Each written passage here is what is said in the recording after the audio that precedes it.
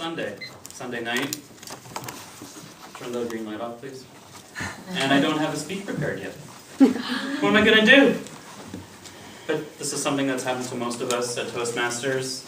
As Darlene described, we sign for a sheet, think, oh yeah, I'll think of a topic. Weeks go by, and now it's Sunday night, and don't have a speech written. Toastmaster, fellow Toastmasters, and guests, as I said, I think this has happened to all of us at some point, and certainly happens to me from time to time.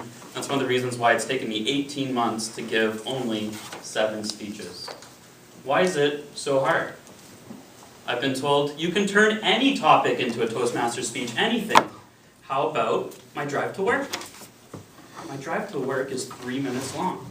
less than the minimum time of a Toastmaster speech. I barely have enough time to put down my shades, turn on my car, roll down the window, push down my window, before I have to head up the elevator and my office for a day.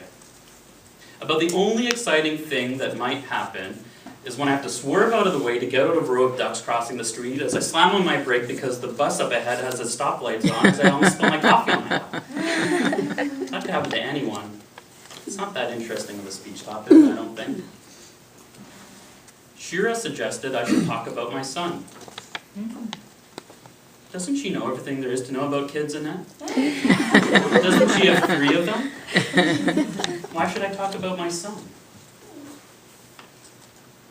Morris has kids, Matt has kids, Lizette works with kids.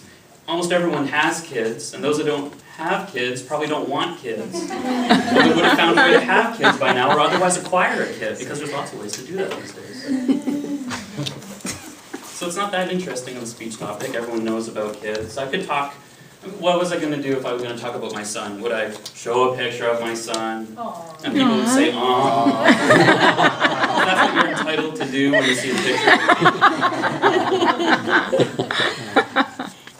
He knows how to laugh, roll over, crawl. One day he'll learn 1 + 1 = 2. That's something all of us here have mastered. It's not that interesting of a speech topic, I don't think. I could maybe talk about my days at university. Be very boring because I was in the library all the time. I had to be very quiet. My favorite course at university was number theory. What is number theory? Well, how do you know that 1 + 1 = 2? Because the book my son has told him so? Something we just all take for granted, I think.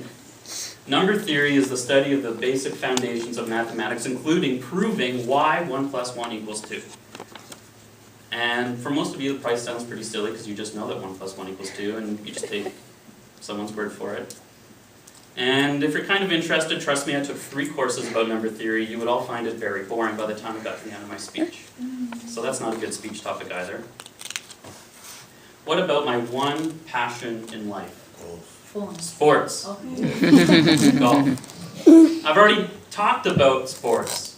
My second speech 14 months ago was about football. Some of you may remember. My 4th speech 6 months ago was about golf. So what is there left to cover? I'm not that interested in basketball. The Marlins suck. About the only person that might be interested in a speech about hockey is France, because she's from Canada. So I don't really have much of a way to go anymore in sports. I suppose I could talk about my somewhat short-lived and unique career in sports broadcasting, where I actually was on radio and TV broadcasting local sports. And that was fun because you could put on a headset, especially on radio. There's no camera, you don't have to be in front of the camera, there's no intimidation there, you just talk about the game on the field. And you could become a totally different person if you wanted to. And I sounded something like this. Jones has the ball to the 5, the 10, the 10, the 5, touchdown, Miami! The Marlins lead 6-0. I mixed up my sports there. Radio was relatively easy when you went to playing. TV was a little more challenging because as a play-by-play broadcaster, you weren't in front of the camera most of the time. For the first 5 minutes of the show, you had to be on camera, holding a microphone. And I got on camera, I was well dressed, I had my hair ready, wearing a suit and tie, had my microphone, and I was ready to talk about the game. And then I had to interview Mr. Jones, who scored that touchdown, and ask him, Jones, how did you get open for the touchdown in the last game? I would extend my arm out, and Jones would start speaking, and then all of a sudden, my arm would just start shaking. And I hold it. And Jones would look down at the mic, look at me, look down at the mic again. And at that point, the interview was kind of lost. So that's just an embarrassing story. Why would I make a speech about that? Fellow Toastmasters, I hope you're not as picky about choosing your topics for speeches as I am. Otherwise, you probably wouldn't have any speeches in this club at all. But if it comes to Sunday night, the day before Toastmasters, and you can't think of a speech topic, if there's one thing you've learned today is that you can turn no particular topic at all into a speech with no topic and no title. Madam Toastmaster.